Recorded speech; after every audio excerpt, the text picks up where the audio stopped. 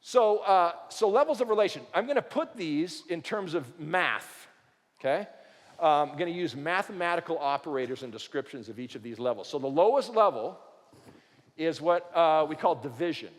And when I'm at the level of division in a relationship, it's sort of about we're obstructing each other, okay? We're getting in each other's way, making things harder, okay?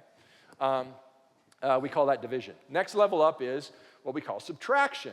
And at subtraction, we might not be actively obstructing each other, but we're sort of resisting each other. You know, if I'm in a relationship with someone at this level, you know, they'll say something and I automatically know that it's not right.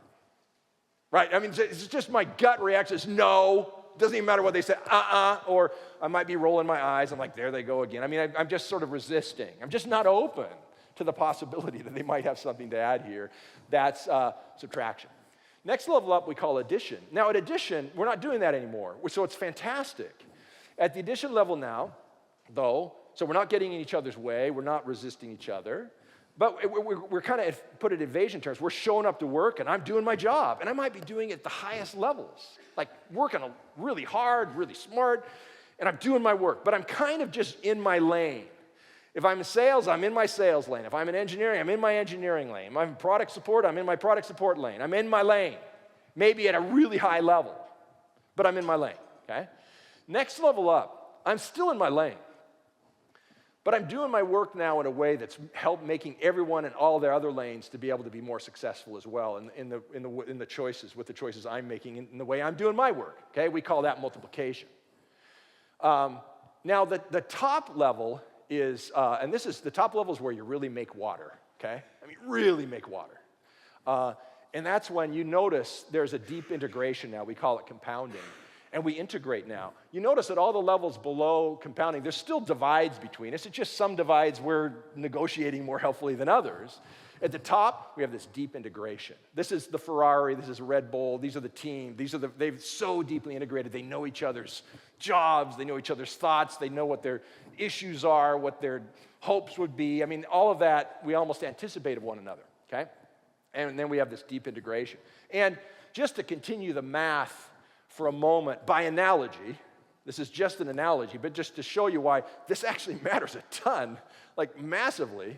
Oh, sorry, this is in some of your ways. I apologize for that.